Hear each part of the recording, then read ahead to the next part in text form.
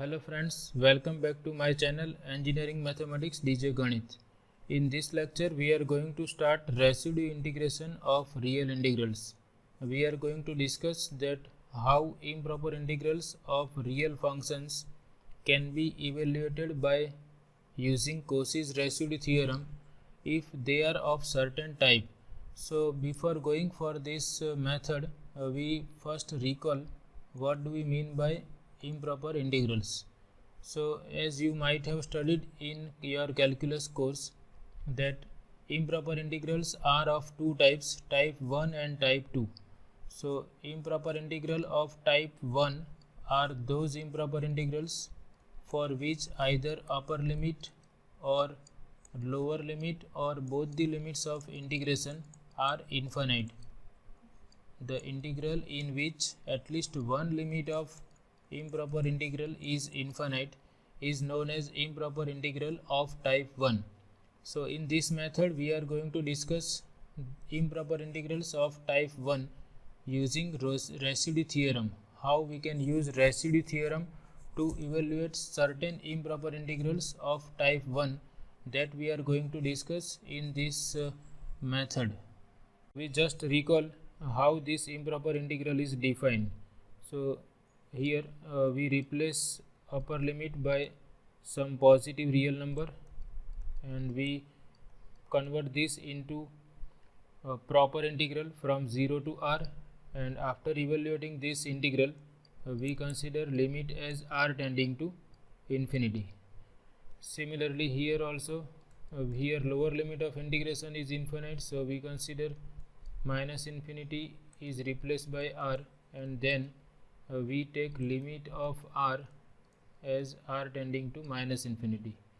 And for this type of integral we break this into two parts, minus infinity to 0 fx dx plus 0 to infinity fx dx, and then we use these definitions. Okay, or we can write here we replace minus infinity by some positive real number, say r1, and then we consider r1 tending to minus infinity, plus here we replace upper limit by some positive real number, say r2, and then we consider r2 tending to infinity. So if these both limits exist, then we can say that this improper integral has finite value or it is convergent. Okay, so improper integrals are convergent if these limits of proper integrals are convergent. So this is meaning of improper integrals of type 1. Now here we are going to discuss that how we can apply Cauchy's residue theorem in evaluating certain improper integrals. So if our function satisfies certain conditions, then we can apply Cauchy's residue theorem to evaluate this type of improper integrals. So we are going to discuss improper integrals of rational functions satisfying certain conditions. So if our rational function satisfies certain conditions, then this improper integral can be evaluated using Cauchy's residue theorem. So first condition is that fx is a rational function. That means fx can be written as division of two polynomials, say px and qx. So first condition is this denominator polynomial, that is qx, is non-zero for all x belongs to R. That is q does not vanish on the real axis. And second condition is this degree of qx is at least 2 higher than the degree of px, or we can say that degree of qx must be greater than degree of px plus 1. That is, in other words, degree of qx is at least 2 higher than the degree of px. So if these two conditions are satisfied, then we can apply Cauchy's residue theorem to find out this improper integral, and if these two conditions are satisfied, this improper integral is always convergent. So that we will discuss how to evaluate this type of improper integrals using Cauchy's residue theorem. But we will remember, before evaluating this type of improper integrals using Cauchy's residue theorem, we first check whether fx is division of two polynomials, and then this denominator must be non-zero for all x on the real axis, and degree of qx must be at least 2 larger than the degree of px, or you can remember that degree of qx is strictly greater than degree of px plus 1. Now one more thing which I want to introduce is, if we consider this type of integral minus r to r, where r is positive real number fx dx, and if we take limit as r tending to infinity, so this limit is known as Cauchy's principal value.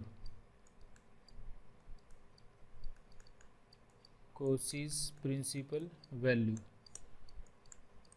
So we will remember that Cauchy's principal value is limit as r tending to infinity integral from minus r to r fx dx, where r is any positive real number. Now if we compare this with minus infinity to infinity fx dx, we may have the idea that these two are always equal, but that is not the case always. Cauchy's principal value is equal to this improper integral if this improper integral is convergent. If this improper integral is convergent, then these two are always equal. But if Cauchy's principal value exists, then we cannot say anything about this integral. If this integral is convergent, then this Cauchy's principal value and value of improper integral are always equal. But if Cauchy's principal value exists and we don't know about convergence of this integral, then we cannot say that these two are equal. There are some functions for which we have Cauchy principal value exists, but improper integral is divergent. If we consider fx equal to x, and if we calculate minus r to r fx dx as r tending to infinity, then we can see that we will have Cauchy principal value. This is minus r to r x dx. Now this is proper integral, and we know that x is an odd function, so this integral turns out to be 0. So Cauchy principal value exists and its value is 0, but we can show that this improper integral minus infinity to infinity x dx is not convergent.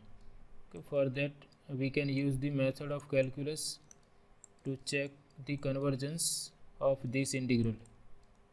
Okay, so then we use the definition of improper integrals, and we can show that this improper integral is divergent. So Cauchy principal value exists, it is 0, but this improper integral is divergent. So Cauchy principal value exists, that does not mean that improper integral is convergent. But if improper integral is convergent, then its value is always equal to Cauchy principal value.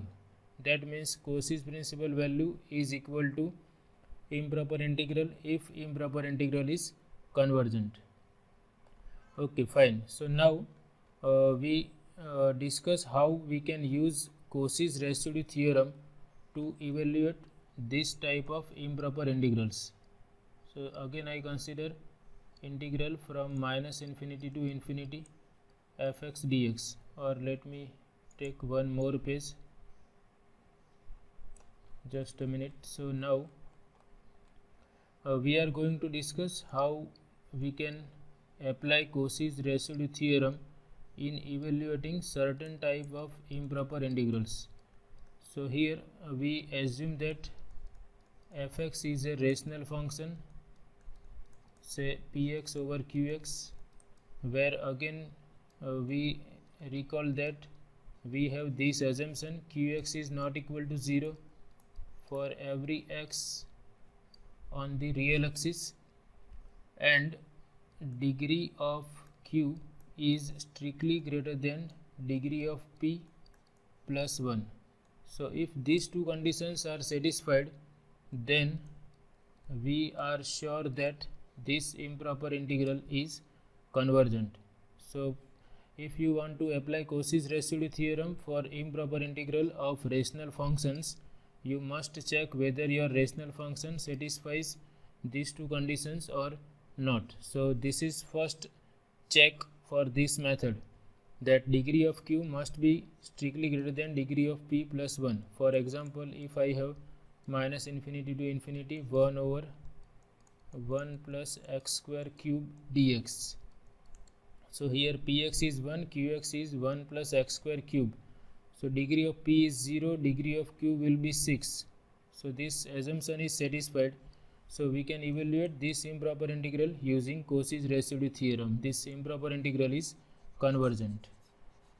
Okay, fine. Now to apply Cauchy's residue theorem, first we will consider complex analog of this function.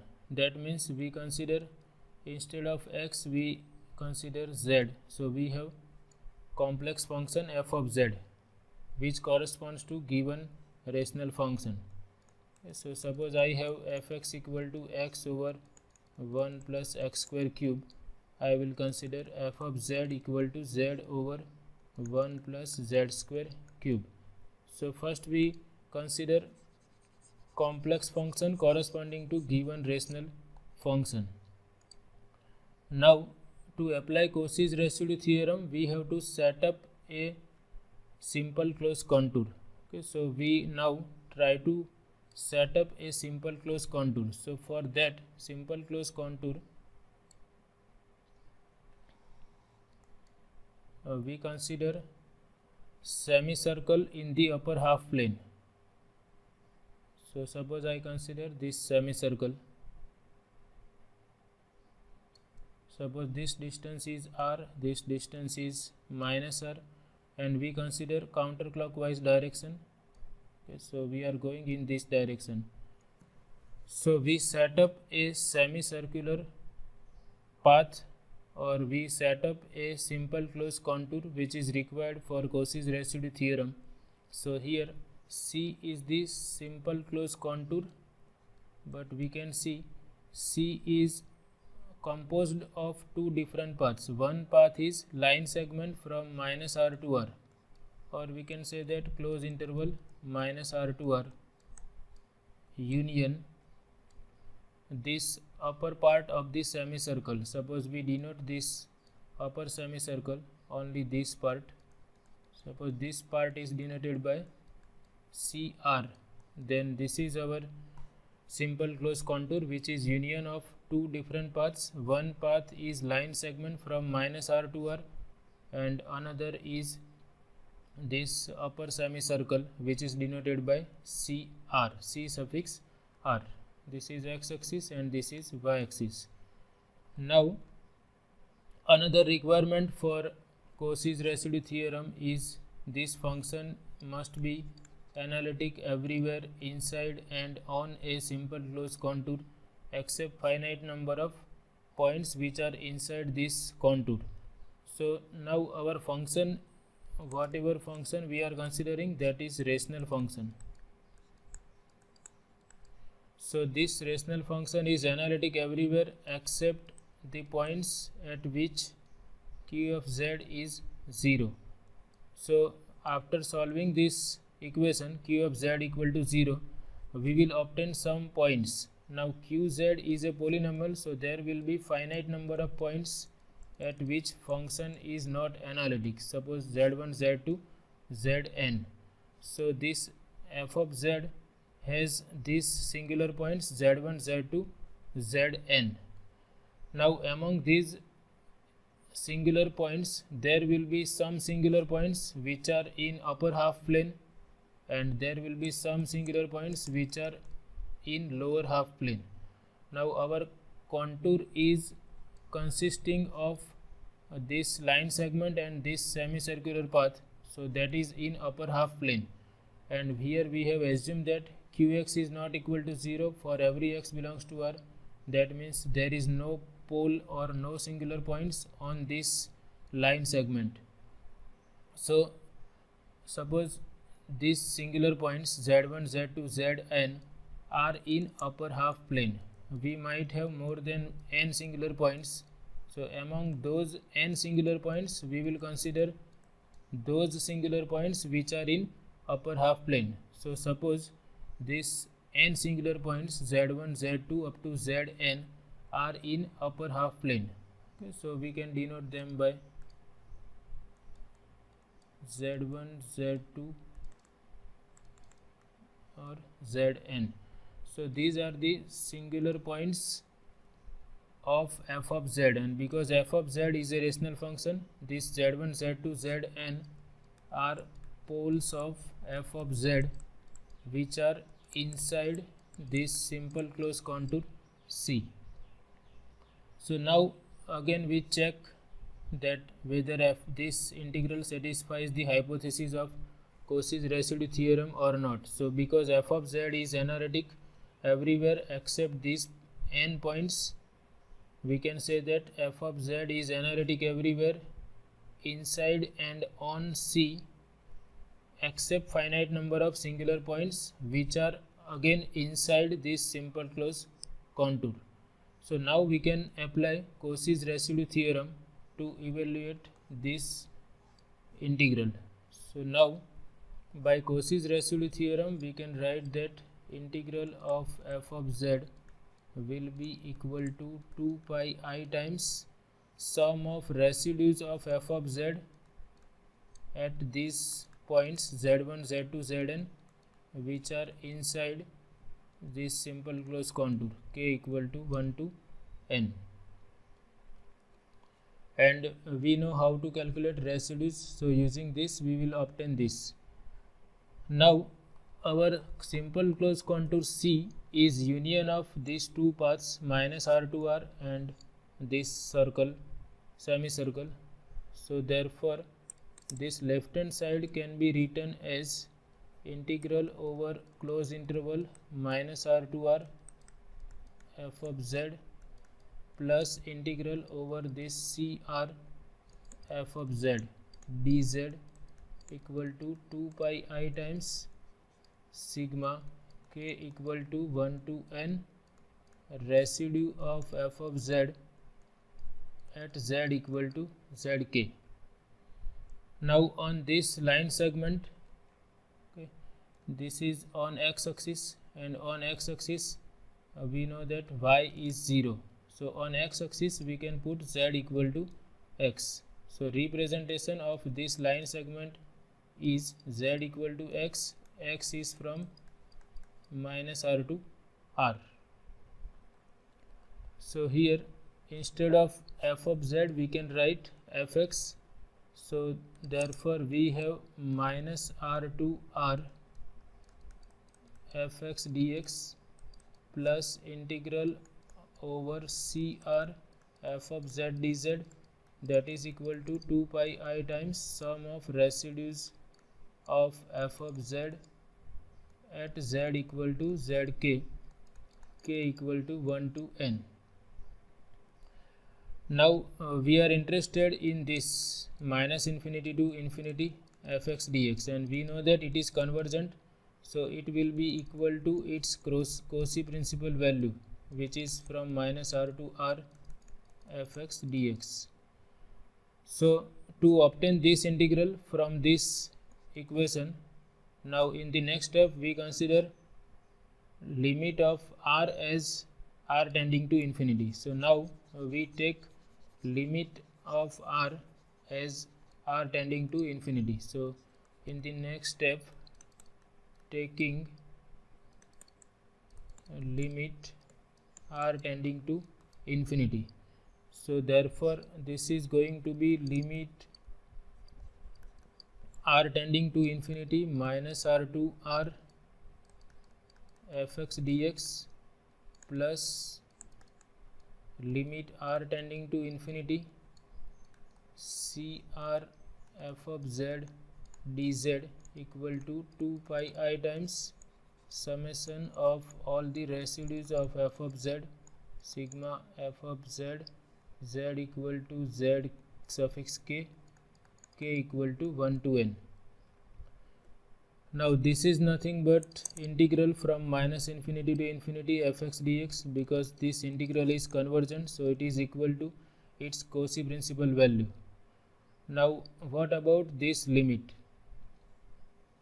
So remember that if our f of z is a rational function satisfying these two assumptions, that qx is not equal to 0 for all x belongs to R and degree of q is greater than degree of p plus 1, then this integral, this limit of this integral is always 0.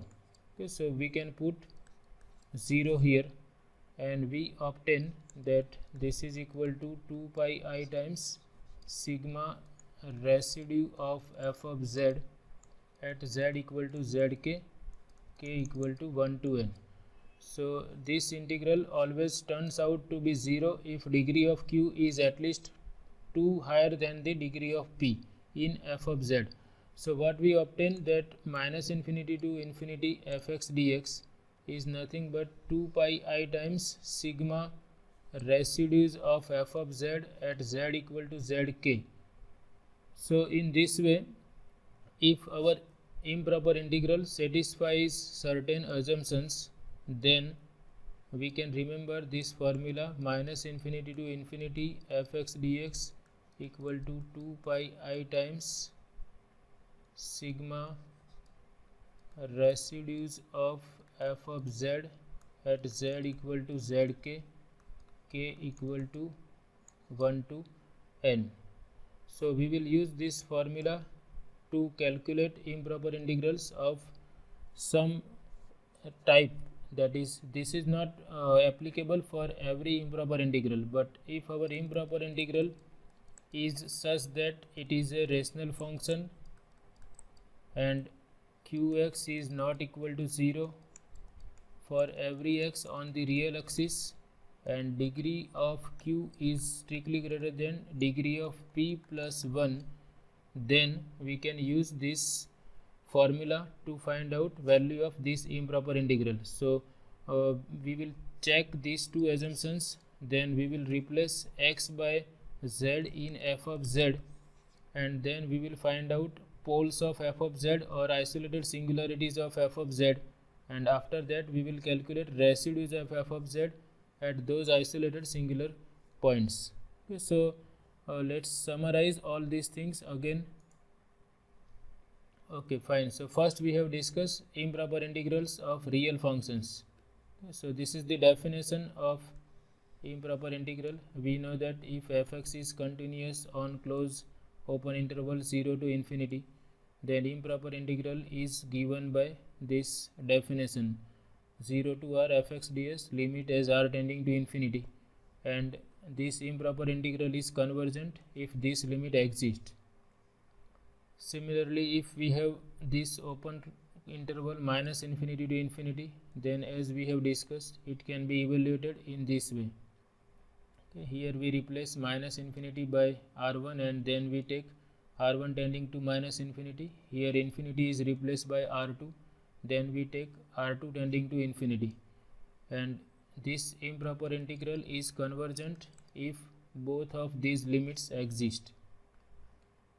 Now, as I discussed, there is another value associated with this improper integral, which is known as Cauchy principal value, and it is defined in this way. And we will denote this Cauchy principal value by this notation. Okay, before this integral, if we write PV, that means we are evaluating its Cauchy principal value. So here I have made some mistake. Here I have to write integral from minus r to r, and then I consider limit as r tending to infinity.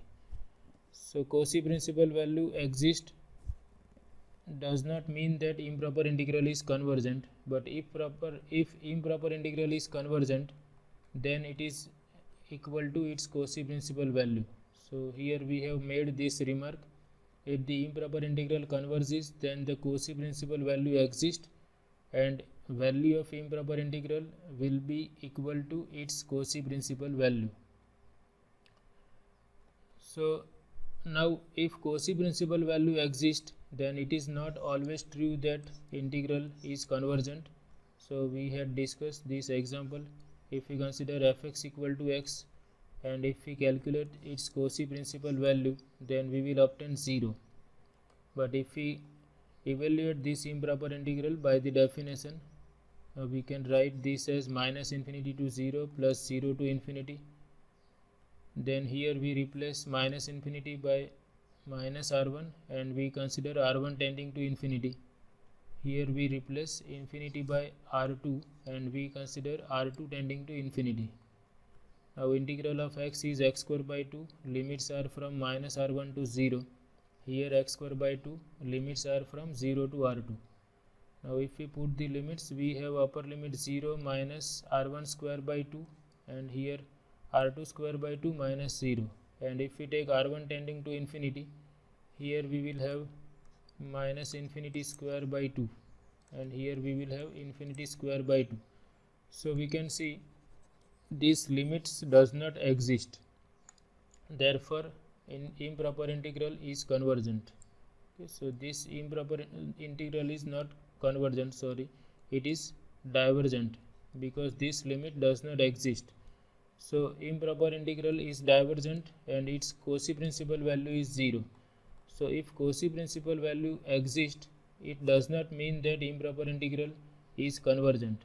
But if improper integral is convergent, then its Cauchy principal value always exists and that is equal to its improper integral. So minus infinity to infinity fx dx equal to Cauchy principal value of minus infinity to infinity fx dx provided this improper integral is convergent. So now we discuss the method to evaluate improper integrals of certain type that we have already discussed. We are just summarizing. Suppose we want to evaluate this improper integral from minus infinity to infinity fx dx. So here we can evaluate improper integrals of certain type only by this method. We cannot evaluate every improper integral using Residue's theorem, but if our improper integral is of certain type, then we can evaluate them by Cauchy's residue theorem. So these are the requirements, that fx is a rational function, and again this is also required. Vx and qx are polynomials with real coefficients and no factors in common. This is main assumption, that qx, that is denominator, is non-zero for all x belongs to R, and degree of q is at least 2 units higher than the degree of p, or we can remember in this way, degree of q is strictly greater than degree of p plus 1. So if this assumption is satisfied, this improper integral is always convergent, and we can apply Cauchy's residue theorem to evaluate this improper integral. So these are the different steps which I have discussed. We just recall them again. Consider, so first thing is we will consider complex integral corresponding to given improper integral of real function. So here we replace x by z and we try to set up a contour integral where c is simple closed contour. So we consider the contour integral f of z dz corresponding to given improper integral where c is the simple closed contour which consists of the segment of the real axis from z equal to minus r to r, and the top half of the circle mod z equal to r described counterclockwise and denoted by CR as shown in following figure. So our simple closed contour is union of this line segment from minus r to r and this upper half of this circle mod z equal to r. Okay, so that we denote by C suffix r. Now again fx is a rational function, therefore f of z has finitely many poles in the upper half plane.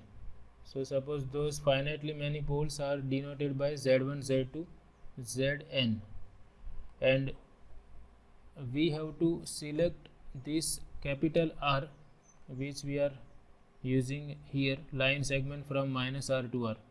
So this R is selected large enough so that all these z1, z2, zn lie inside this simple closed contour C.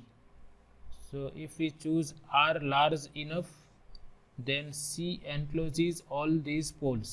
That is, we have to select capital R large enough such that all these poles lie inside this simple closed contour C. Now step 2, we know that f of z is rational function, so it is analytic everywhere inside and on C except finite number of singular points z1, z2, zn. So we can apply Cauchy's residue theorem. So by Cauchy's residue theorem, this contour integral is equal to 2 pi I times sum of residues of f of z at z equal to zk, where this z1, z2, zn are poles of f of z which are inside this simple closed contour. Now we replace this integral by, because C is union of these two parts, union CR, so integral over C will be equal to integral over this closed interval plus integral over this upper semicircle denoted by CR equal to 2 pi I times sum of residues of f of z. Now here on -r to r, as I discussed earlier,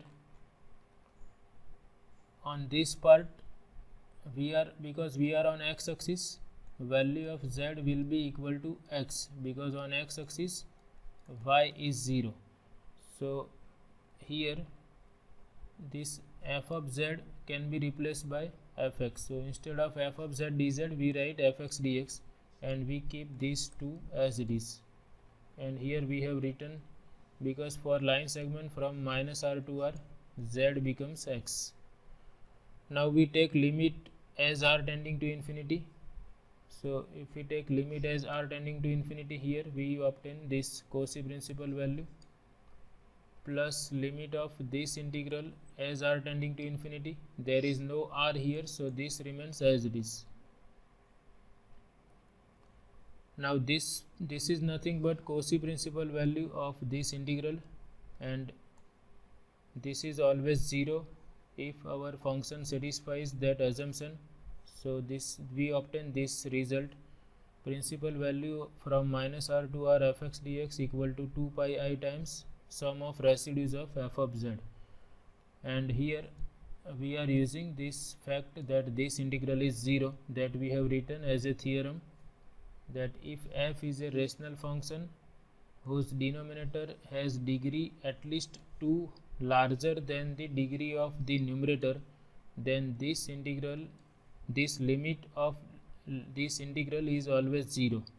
Okay, so if degree of q is at least 2 larger than the degree of p, then limit of this integral is always 0. So this is fact, or this is standard result.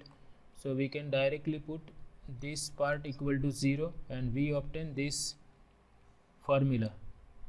Now in this equation 1, we know that this improper integral is convergent. Improper integral from -infinity to infinity fx dx is convergent, so its Cauchy principal value will be equal to value of improper integral. So now we replace this Cauchy principal value by improper integral.